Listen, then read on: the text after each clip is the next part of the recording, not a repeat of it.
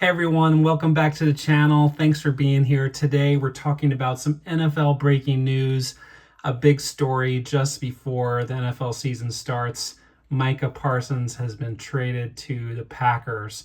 On the left here, a few talking points for the video, going to overview the trade details, going to show you a few recent Parson card pickups, a little more deep dive into the trade breakdown, and some interesting history between the Dallas Cowboys and the Packers, and then final overview, my opinion, some bias as a lifelong Cowboy fan. So Micah Parsons has been traded from the Dallas Cowboys to the Green Bay Packers.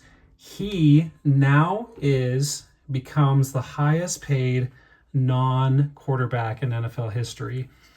Parsons signed a 4-year, $188 million extension with Green Bay. With Dallas, he was on his 5th final year of his rookie contract, and he has been traded to the Packers. Again, a 4-year, $188 million extension, a massive deal for Micah Parsons. He's going to get paid. So for Dallas, returning, they're going to get a defensive tackle, Kenny Clark from Green Bay, and then Green Bay first-round picks in the years 2026 and 2027. So 2 first-round picks in return with defensive tackle Kenny Clark. So those are the initial details. Recent card pickups that I've been picking of Micah Parsons. This first one here, Optic Hollow rated rookie, a really good looking card. And I actually think the centering looks pretty good on this one. A prism there. Also got a prism purple shock of Micah Parsons rated rookie. Got both of these in a lot. I think this was $750 for both. And then last one here is more of a low end Micah Parsons Chronicles. Got this in the bargain bin at my local card shop. I think this was under $1. So recent card pickups there. So breaking down the trade a little more, again, he becomes the highest non-quarterback in NFL history. So the Cowboys get 2 first-round picks and Kenny Clark. So who Kenny Clark is, I had to look a little bit about him. He has he's a 3-time Pro Bowl defensive tackle. He has 35 career sacks, and whereas Parsons, he's only been in the league for 4 years. Parsons has 52.5 sacks in just 63 games. So comparison, there is a little bit of comparison with, that's Reggie White type numbers when we're talking about Packer language. A little more about the history that led up to this. It was a tumultuous offseason, a lot of rumors back and forth. With him being on his final year, there was a lot of questions whether extension would be made. And so early August timeline, there reportedly were multiple extension offers, made by the Dallas Cowboys, that whatever they had offered, even that would have been made him the highest defensive player in NFL history. Where some reports, maybe where this got messy, is that those initial contract discussions or proposals, at least maybe one of them was presented to Parsons without his agent present. So I obviously am not in the league, don't know if that's maybe that's a no-no, but it sounds like that was a part that maybe made Parsons sour a little bit, that maybe made things messy. So whether Micah felt disrespected, blindsided, a deal didn't get done, over training camp, there was now more rumors coming out. Jerry Jones said and telling the media that we're not going to trade him. Still, we're in mid-August now. And then fast forward to August 21st, Parsons scrubs Dallas Cowboys from his social media, which could be kind of a writing on the wall situation. of impending doom or changes. And then August 28th, that's when the deal was released. So a lot of surprises. Again, Dallas reportedly had made a decent offer if it was going to be the highest paid defensive player in history.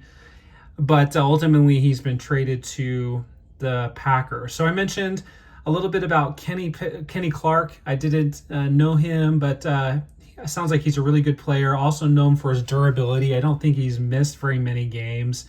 He's a Pro Bowler and has a fair amount of sacks, but he's a defensive tackle, whereas Parsons, a linebacker, also has some edge work there.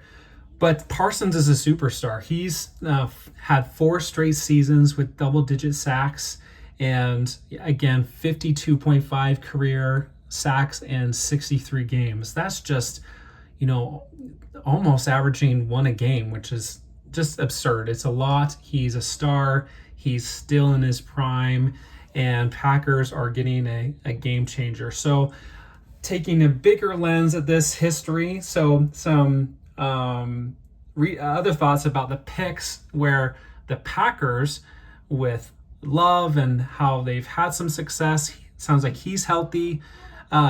Jordan Love, of course, for the Packers.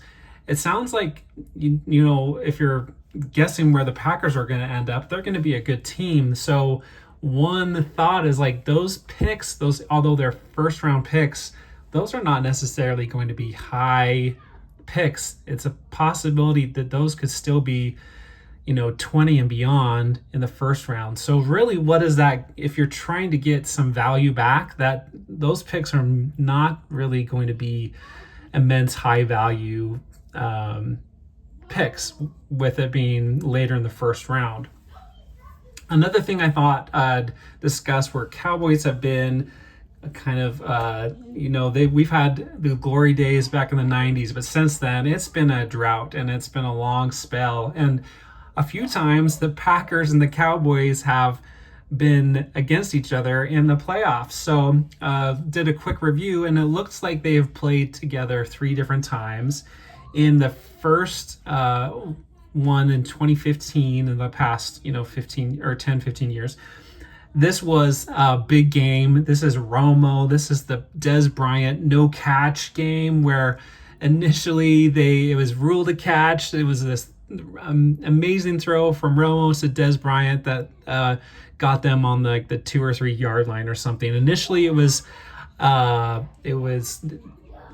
ruled a catch, but then on review, it was overturned, and so a big letdown for the Cowboys, and then the Packers ended up winning it. So the Dez caught it game, a lot of people still argue that to this day. 2017 divisional round. This is in Dallas. Mason Crosby drills a 51-yarder at the end of the game, and Packers win 34-31. And then 2024 wild card. This is in the Jordan Love era, again at Dallas Stadium here, and just got killed. Packers dominated, just a beat down. Packers jumped out to a 32-point lead. Jordan Love has 3 touchdowns. Aaron Jones had 3 more, and it was just a humiliation.